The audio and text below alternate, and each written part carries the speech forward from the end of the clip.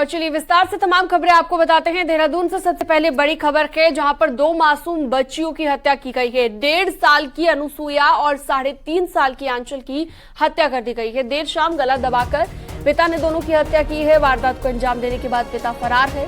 बच्चियों की मां 1 महीने पहले ही घर को छोड़ चुकी है। फिलहाल पुलिस आरोपी जितेंद्र की तलाश में जुटी है। थाना डोईवाला के केशवपुरी का ये मामला है।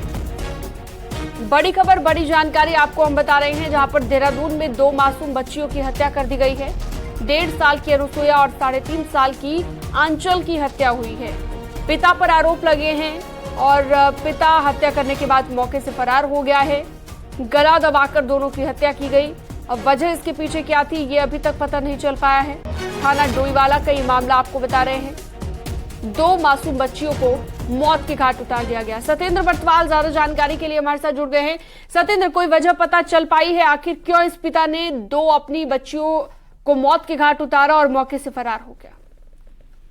बिल्कुल, मैं आपको बता दूं, देहरादून के डोईवाला क्षेत्र का ये पूरा मामला है, जहां बाप ने ही अपनी 2 मासूम बेटियां जिनकी उम्र 3.5 साल और 1.5 साल बताई जाती है, जिनकी हत्या कर दी। अभी तक जो पुलिस के पास द्वारा तो बताया गया कि जो इनकी मां थी वो भी 1 महीने से ही घर को छोड़ के चली गई थी, क्योंकि जो आरोपी है वो से उनसे मारपीट करता था, जिसका कारण अभी तक ये सामने आया कि दोनों, क्योंकि उसकी लड़का पैदा न होने के चलते ये पूरी घटना बताई जा रही है। और जब मां घर से छोड़ के चली गई थी, उसके बाद बाप ने देर शाम को इस घटना को अंजाम दिया। दोनों जो मासूम बेटियां थी उनका गला दबा के उनकी हत्या कर दी, जिस पर अब पुलिस फिलहाल क्योंकि आरोपी फरार है, पुलिस अब उसकी तलाश में जुटी है। थी बहुत शुक्रिया तमाम जानकारी के लिए सत्येंद्र बर्तवाल आपका। और अब बात करते हैं मौसम के मिजाज की। तो उत्तराखंड में आज से 30 तारीख के लिए मौसम विज्ञान केंद्र की तरफ से ऑरेंज अलर्ट जारी किया गया है। इस बीच प्रदेश के कई जिलों में तेज बारिश और आंधी तूफान की संभावनाएं जताई गई हैं। खासतौर पर चारधाम यात्रा में आने वाले लोगों को सावधानी के साथ ही यात्रा करने की एडवाइजरी जारी की गई है। सभी डीएम को एडवाइजरी जारी की गई है और सभी अधिकारी कर्मचारी 24 घंटे अलर्ट पर रहेंगे। बहुत जरूरी है अलर्ट पर रहना, क्योंकि मौसम का मिजाज बदला हुआ है। उत्तराखंड में तेज बारिश का अलर्ट जारी किया गया है। 30 जून तक बारिश का ऑरेंज अलर्ट जारी किया गया है। 25 जून से मानसून की शुरुआत हो जाएगी और उसके पहले से ही असर देखने को मिल रहा है मानसून का। 24 से 30 जून तक तेज हवाओं के साथ बारिश भी होगी। इसीलिए तमाम जो डीएम है उन्हें एडवाइजरी जारी की गई है और कहा गया है कि विभागों को लेकर वो सतर्क रहे। विशाल गर्ग संवाददाता हमारे साथ जुड़ गए हैं। विशाल, उत्तराखंड में मौसम का मिजाज बदला हुआ है, लेकिन सबसे खतरनाक किन जिलों के लिए ये प्री मॉनसून साबित होने वाला है? बिल्कुल साफ तौर पर कहना चाहिए कि यहाँ पर अभी देखा जा रहा है कि काफी तेज बारिश जो है उत्तराखंड के कई जिलों में हो रही है और जो पहाड़ी जिले हैं वो काफी संवेदनशील बताए जा रहे हैं, क्योंकि कहा जा रहा है कि पहाड़ों में जब तेज बारिश होगी तो भूस्खलन जैसी संभावनाएं भी जाहिर है हो सकती हैं। और ऐसे में चारधाम यात्रा भी जोरों शोरों से चल रही है। काफी लोग यहाँ पर पहुंच रहे हैं चारधाम के लिए, तो उनके लिए भी एडवाइजरी सरकार ने जारी किया है। और साथ ही मौसम विभाग ने सभी अधिकारियों को भी अलर्ट रहने के लिए कह दिया है, क्योंकि सभी डीएम्स को, सभी जिलों के अधिकारियों को यह निर्देशित किया गया है कि वो अपने जिलों में निगरानी बनाए रखें। साथ ही अपने फोन को हमेशा ऑन रखें। इसके लिए टोल फ्री नंबर भी जारी किए गए हैं कि ताकि अगर कहीं भी आपदा जैसी स्थिति बनती है तो तुरंत आपदा कंट्रोल रूम को बताया जाए, क्योंकि इसके लिए आपदा कंट्रोल रूम भी संचालित हो रहा है। और पूरी तरह से देखिए तैयार है सरकार और मौसम विभाग ने। जिस तरह से देखिए 24 से 30 जून तक ये अलर्ट जारी किया है, रेड अलर्ट ये रहेगा। और ऐसे में तेज आंधी तूफान तो चलेंगे ही, साथ ही तेज बारिश की संभावना जो है वो रहेगी और पहाड़ से लेकर मैदान तक भारी से भारी बारिश देखने को मिल सकती है। विशाल, देखिए जून का महीना ऐसा होता है और सितंबर तक हम कह सकते हैं कि ये सारे महीने ऐसे होते हैं जब चारधाम के लिए तमाम जो श्रद्धालु है दूर दराज से वहां पर पहुंचते हैं।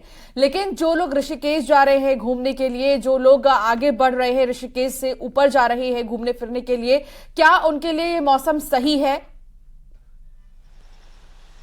बिल्कुल, देखिए अभी जो ऋषिकेश से ऊपर के जो मौसम है वो अभी हल्की बारिश है, क्योंकि कहा यह जा रहा है कि ये बारिश अभी बढ़ सकती है, इसकी रफ्तार 3 घंटे के बाद और ज्यादा हो सकती है।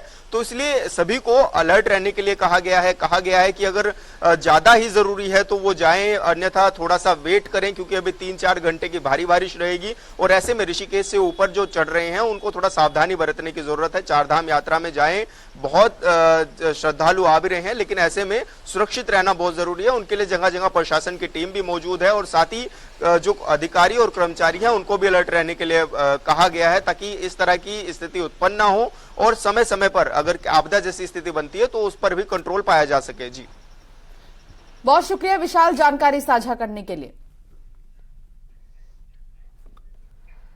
और चलिए आगे बढ़ते हैं। पिथौरागढ़ में चाइना बॉर्डर को जोड़ने वाली रोड के टूटने से खासी दिक्कतें हो रही हैं। हालात ये हो गए हैं कि लोग अपनी जान खतरे में डालकर आवाजाही करने को मजबूर हैं।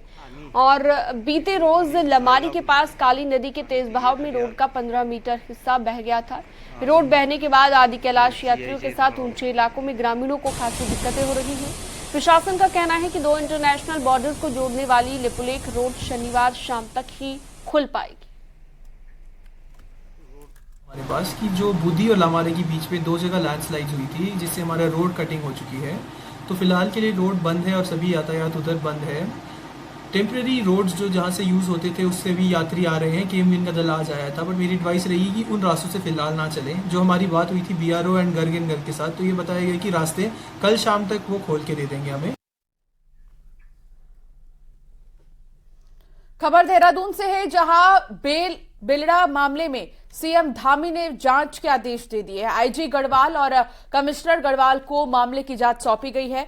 15 दिन में मामले की रिपोर्ट मांगी गई है। सीएम धामी ने आज मृतकों के परिजनों से मुलाकात करने के लिए तमाम लोगों से बातचीत की है, लेकिन बीते कल भी उन्होंने मुलाकात की थी। मृतकों के परिजनों से सीएम मिले थे। बेलड़ा मामले में जांच के आदेश भी दे दिए गए हैं।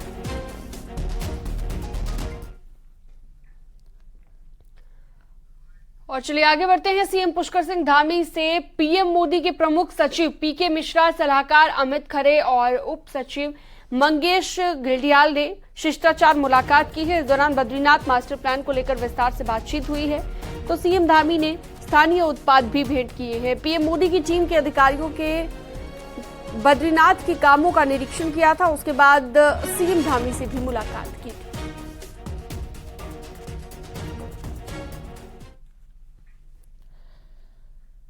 सीएम पुष्कर सिंह धामी ने शुक्रवार को भ्रष्टाचारियों पर कड़ा एक्शन लिया है। अलग अलग विभागों में भ्रष्टाचार, फ्रॉड की शिकायतों पर सख्ती दिखाते हुए मुख्यमंत्री ने जांच के आदेश दिए हैं। सबसे पहले बात परिवहन निगम की, जहां निगम में उप महाप्रबंधक वित्त के पद पर तैनात भूपेंद्र कुमार पद पर रहते हुए कॉन्ट्रैक्चुअल बस मालिकों से साठ गांठ कर पैसे के हेरफेर, रिश्वत मांगने और उन पैसों को अपने बच्चों और रिश्तेदारों के बैंक अकाउंट में डालने के आरोपों पर विजिलेंस जांच के आदेश दिए गए। दूसरा मामला रिटायर्ड लेखपाल पर एक्शन का है, जिसने राजपुर रोड पर गलत तरीके से जमीनों पर अवैध कब्जा किया। इस मामले में कुशाल सिंह राणा और राजेंद्र डबराल पर मुकदमा दर्ज करने के निर्देश दिए गए हैं। और तीसरा मामला हरिद्वार में रिश्वत मांगने के मामले में आरोपी लेखपाल महिपाल सिंह पर भ्रष्टाचार निवारण अधिनियम 1988 के तहत मुकदमा दर्ज करने के निर्देश दिए गए हैं। और इसके अलावा आय से अधिक संपत्ति मामले में गोविंद बल्लभ पंत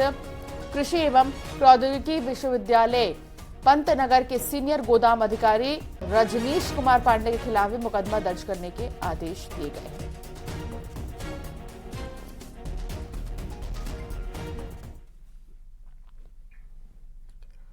और चलिए आगे बढ़ते हैं। पिथौरागढ़ के होकरा में हुए हादसे में 10 लोगों की जान पलक झपकते ही चली गई। खौफजदा इस मंजर के लिए खराब रोड को पहली वजह माना गया। लेकिन आपको ये जानकर हैरानी होगी कि यहाँ एक नहीं, दो नहीं, बल्कि दर्जनों ऐसी रोड हैं जिन पर सफर करना मौत को दावत देने जैसा है। देखिए रिपोर्ट। बॉर्डर तहसील धारचूला और मुंशियारी में ऐसी सड़कों का जाल बिछा है जिन पर कभी भी बड़ा हादसा हो सकता है। खतरनाक पहाड़ों में बनी इन सड़कों को बनाने में सुरक्षा के सभी नियमों की धज्जियां उड़ाई गई हैं। हालात तो ये हैं कि जरा सी चूक इंसानी जिंदगी को कब निगल ले कोई नहीं जानता। ऐसा नहीं है कि होकरा हादसे से पहले इन सड़कों पर हादसे नहीं हुए। हर साल ये सड़कें दर्जनों जिंदगियों को निगल रही हैं। बावजूद इसके ना तो पीडब्ल्यूडी को कोई फर्क पड़ रहा है और ना ही बीआरओ को। इन विभागों के निकम्मेपन का नतीजा ये है कि आए दिन लोग रोड हादसों में जान गंवा रहे हैं। मुनस्यारी वाली रोड में होकरा के अलावा भी अन्य जो आंतरिक संपर्क मार्ग है वहां पर सफर करना बहुत खतरनाक बना हुआ है। कभी भी कोई हादसा हो सकता है। मुनस्यारी के अंतर्गत जैसे जोशा गांधीनगर पीडब्ल्यूडी के अंतर्गत आता है और अन्य बसंत कोट है या फिर आपका राप्ती गहला है, सभी सड़कें बहुत ही खराब हो चुका है। वो कभी भी हादसा हो सकती है इस सड़क पर। होकरा में पूजा के लिए आने वाले पहली बार हादसे का शिकार नहीं हुए। 2013 में भी गिरगांव में बस खाई में गिरने से 22 लोगों की जान जा चुकी है। यही नहीं, खतरों से भरी इन सड़कों में आए दिन हादसे होते रहते। होकरा को जाने वाली रोड के साथ ही भैंसकोट, बजेता, सैनराथी, जोशा, राया बजेता, लीलम, बोना, मुनस्यारी, हरकोट, बांसपगड़ और लिपुलेख जैसी दर्जनों सड़कें हैं जिन पर लोग जान हथेली पर रखकर सफर करने को मजबूर हैं। ऐसे में अंदाजा आसानी से लगाया जा सकता है कि जिन रास्तों में सामान्य मौसम में आवाजाही मौत को दावत देती है, वहां बरसात के सीजन में सफर करना कितना खतरनाक होगा। जैसे मानसून आ जाता है तो कई सारे सड़क मार्ग संवेदनशील हो जाते हैं। इसके अलावा कुछ अंडर कंस्ट्रक्शन सड़कें हैं जो भी संवेदनशील क्षेत्र में आते हैं, तो उसको देखते हुए हमने सभी जगह के लिए संवेदनशील स्थल जो है उनको चिन्हांकन करने की प्रक्रिया जारी है। कुछ चिन्हांकन हो भी चुके हैं। ऐसा नहीं है कि मौत को दावत देती इन सड़कों को ठीक करने की मांग ना उठी हो। कई दफा लोग सुरक्षित सड़कों की मांग को लेकर सड़क पर उतर चुके हैं, लेकिन नकारी विभाग के कान में जूं तक नहीं रेंगती। नतीजा ये है कि खतरों से भरी सड़कें लोगों की जिंदगियों को निगल रही हैं और परिवार के परिवार उजड़ रहे हैं। न्यूज 18 के लिए पिथौरागढ़ से विजय वर्धन उप्रेती की रिपोर्ट।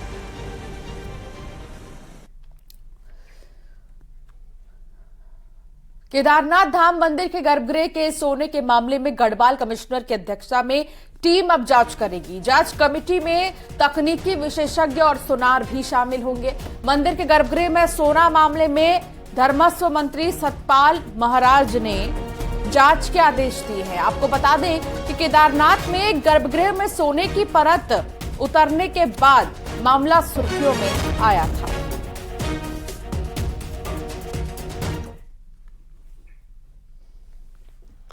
तो वहीं केदारनाथ के लिंचोली में खच्चर को जबरन सिगरेट पिलाने के मामले को लेकर अब केस दर्ज कर लिया गया है। पुलिस ने पशु क्रूरता एक्ट के तहत मामला दर्ज किया है। सेक्टर मजिस्ट्रेट की शिकायत पर केस दर्ज किया गया। रुद्रप्रयाग के सोनप्रयाग में मामला दर्ज कर आरोपी की तलाश तेज कर दी गई है। आपको बता दें, खच्चर को जबरन सिगरेट पिलाने का वीडियो सोशल मीडिया पर वायरल हुआ था।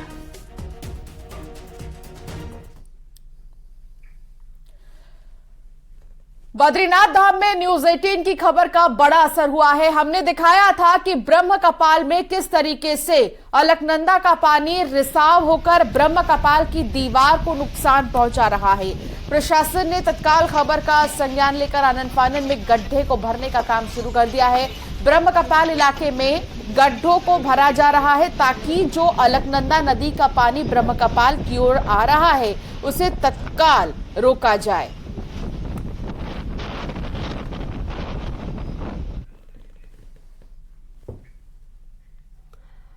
उत्तराखंड का नाम अब देश दुनिया में रोशन करने जा रही हैं बॉडी बिल्डर प्रतिभा थपलियाल, लेकिन उससे पहले प्रतिभा फाइनेंशियल क्राइसिस से परेशान है। लिहाजा प्रतिभा सरकार से मदद की गुहार लगा रही हैं। मामला क्या है पूरा, आपको रिपोर्ट के जरिए दिखाते हैं।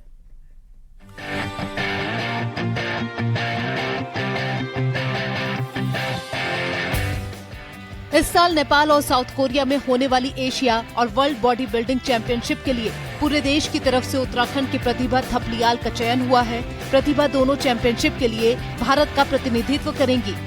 गोवा में हुए ट्रायल में 25 महिला बॉडी बिल्डर में केवल प्रतिभा का चयन हुआ है, जिसके बाद प्रतिभा ने तैयारियां शुरू भी कर दी हैं। लेकिन प्रतिभा इन चैंपियनशिप में हिस्सा लेने के लिए होने वाले खर्चे से परेशान है। प्रतिभा का कहना है कि महंगा गेम है जिसके लिए उन्हें मदद की जरूरत है, लेकिन प्रदेश में अभी तक उनको किसी भी प्रकार की मदद नहीं मिल पाई है, क्योंकि प्रदेश की खेल नीति में बॉडी बिल्डर गेम है ही नहीं। बहुत सारे सप्लीमेंट है, पूरा ही बहुत महंगा गेम है।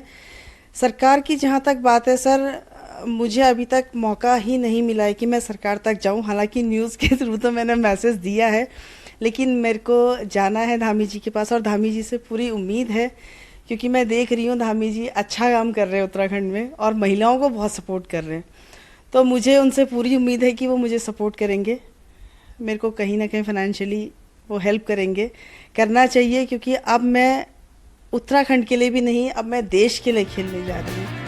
प्रतिभा थपलियाल के पास समय कम है, जिसके लिए वो तैयारियों में जुटी है, लेकिन समस्या ये है कि वो कैसे खर्चों को मैनेज करे। न्यूज़ 18 के लिए देहरादून से सत्येंद्र बर्थवाल की रिपोर्ट।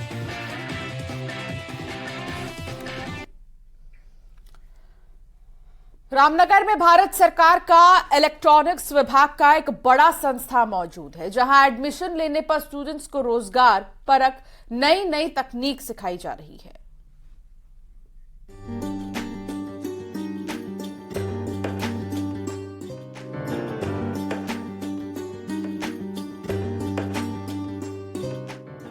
रामनगर के कानिया में भारत सरकार का electronic service and training centre स्थित है। यहाँ स्टूडेंट्स को शुरुआती दिनों में अलग अलग लेवल पर कंप्यूटर सिखाया जाता रहा है, लेकिन अब इस संस्थान ने एक पॉलिटेक्निक भी शुरू कर दिया है, जिससे पास आउट हो रहे स्टूडेंट्स को तुरंत जॉब मिल रही है। सर, हमारे पास बेसिक से लेकर के एडवांस तक की लैब है, जहाँ पे आप इलेक्ट्रिकल, मैकेनिकल, आपका जो नई ट्रेंड्स जो चल रहे हैं, IoT, robotics, solar, even mechanical में भी आप जाएंगे तो VMC, सारी नई टेक्नोलॉजी हमारे पास अवेलेबल है। यहाँ स्टूडेंट से सरकारी रेट्स पर ही फीस ली जाती है, जिसे सेमेस्टर के हिसाब से बांटा गया है। साथ ही यहाँ कैटेगरी वाइज आरक्षण और फीस में छूट भी मिलती है। इस इंस्टीट्यूट में स्टूडेंट्स एकदम नई टेक्निक के साथ प्रैक्टिकल करते हैं, जिससे उन्हें अच्छी नौकरी मिलने में काफी मदद मिलती है। हमारे पास फैकल्टी अप्रोक्स यहाँ पे 40 से 50 लोगों का स्टाफ है, और जो फीस स्ट्रक्चर है वो नॉमिनल चार्जेस हैं, और 6 मंथ में भी ये NSQF कंप्लाइंट कोर्सेज हम चलाते हैं, और डिप्लोमा इंजीनियरिंग में 3 ईयर का है।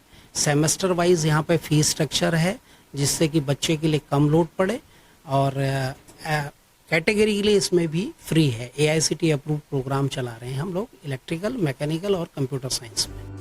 ये इंस्टीट्यूट जहां अपने स्टूडेंट्स को अच्छा रोजगार दिला रहा है, वहीं ये संस्थान लघु एवं मध्यम उद्योगों को भी बढ़ावा देने की कोशिशों में लगा हुआ है। इसके लिए इंस्टीट्यूट साधारण खर्चों में अपनी महंगी मशीनों का उपयोग इन उद्यमियों को करने की इजाजत भी दे रहा है। न्यूज़ 18 के लिए रामनगर से गोविंद पाटनी की रिपोर्ट।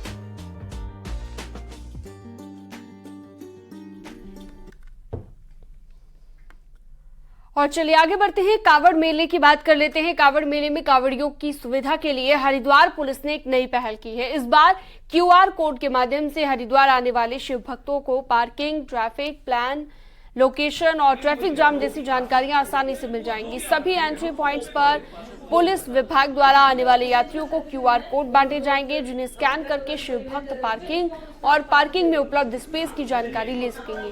पुलिस विभाग ने इसके लिए 10 लाख QR कोड छपवा लिए हैं, जिनको दूसरे राज्यों में कई जिलों में बांटा जा रहा है।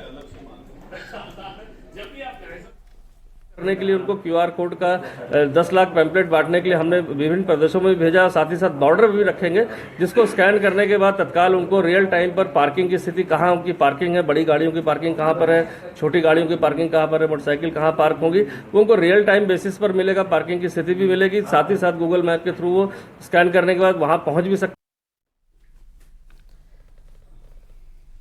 पीएम मोदी अपने मन की बात कार्यक्रम और सार्वजनिक मंचों से साफ सफाई को लेकर अक्सर बातें करते हैं, और इसका असर भी देखा जा रहा है। उत्तराखंड में कई शहरों में अब साफ सफाई दिखने लगी है, लेकिन चारों धाम यात्रा रूट पर कई जगहों पर कूड़ा बिखरा रहता है, जिसे नगर पंचायत और नगर पालिका इकट्ठा करके डंपिंग जोन में डालते हैं। स्थानीय लोग तीर्थ यात्रियों से अपील कर रहे हैं कि जगह जगह कूड़ा ना फेंकना चाहिए, और इससे कई बार बरसात के दौरान नालियां बंद हो जाती हैं और उससे लोगों को आवागमन में भी दिक्कतें होती हैं। देखिए, मैं सभी यात्रियों से अनुरोध करूंगा कि अपना एक गार्बेज बैग अपने साथ में रखें और कूड़ा कोई इधर उधर न फेंके। तो मैं सभी तीर्थ यात्रियों से निवेदन करूंगा कि कृपया अपने साथ एक गार्बेज बैग अवश्य लेकर आए तो मेरा यही कहना है कि ये सीमावर्ती क्षेत्र है जोशीमठ, और यहाँ पर अगर हम सफाई रख सकते हैं तो देश के किसी भी कोने में हम सफाई कर सकते हैं। तो हम यही कहेंगे कि ये 4 धामों में सर्वश्रेष्ठ धाम है बद्री धाम, तो यहाँ पर आप स्वच्छता का विशेष ध्यान रखें। और पर्यटकों से हमारा यही अनुरोध रहेगा बार बार कि आप सिंगल यूज प्लास्टिक का यूज करें, प्लास्टिक का यूज बिल्कुल भी ना करें। और यहाँ रुकते हैं एक छोटे से ब्रेक के लिए। खबरों का सिलसिला जारी है।